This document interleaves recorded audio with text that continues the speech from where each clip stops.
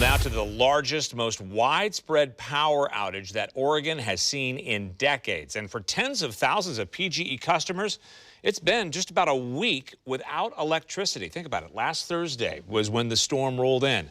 Air 12 was overhead this afternoon as power crews continued their work. PGE telling us today that it expects to restore power to all but 15,000 customers by tomorrow night. Those outages are extending school closures to a full week in some parts of Clackamas and Marion counties. Salem-Keizer School District will be closed tomorrow. Woodburn has also canceled classes. Oregon City schools will be closed.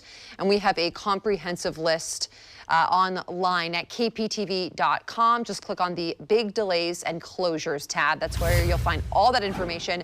And our Fox 12's Kendra Kent begins our team coverage. She's live in West Lynn for us, where much of that area, Kendra, remains without power.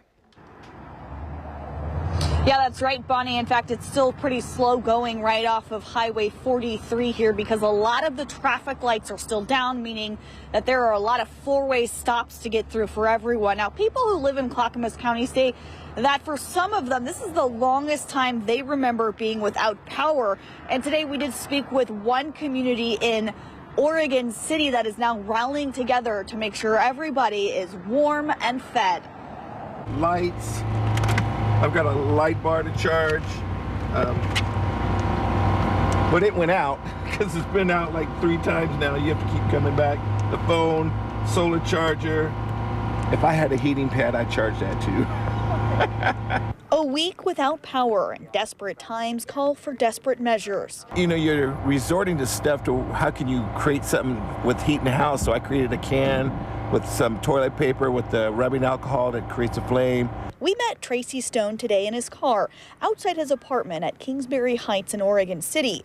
This is where he spends a lot of his free time. But couldn't sleep any longer because it was cold. Just a couple cars down, Laura Voss just pulled up to drop off supplies for her 2 sons who live here. This is just to help them get through the night. It's not much, but it lights up pretty bright. My youngest boy, he brought me his snake to watch because the snake was so cold he was afraid he was going to die, and I don't like snakes. And it's the spirit of giving that's warming the hearts of more than 200 people who live in this low-income community, despite the freezing cold. There's a lot of people here that are disabled, single families. I'm down about a half a tank of gas just in charging people's devices for them. Valerie Weichel runs a neighborhood Facebook page and sprung into action when the power went out last Friday. We're running a 2-burner stove at our house, a grill at the house next door, our barn. We were able to bring 3 propane tanks over and we've been cooking for people and anybody that needs anything. Neighbors now just praying it will soon be their turn for line workers to turn their heat finally back on. I've never seen it like this, so I know they've got to just be overloaded, but my prayers are with them.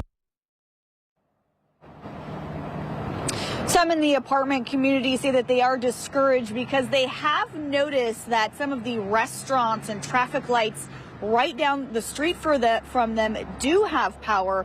Now, PGE says that this is something that can happen frequently. They say that 2 areas can be on completely different electricity feeds, even if they are within close proximity to one another. So it is it's not picking and choosing, according to PGE.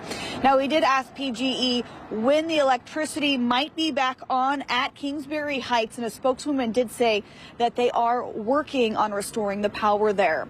Reporting live in West Lynn, Kendra Kent, Fox 12 Oregon.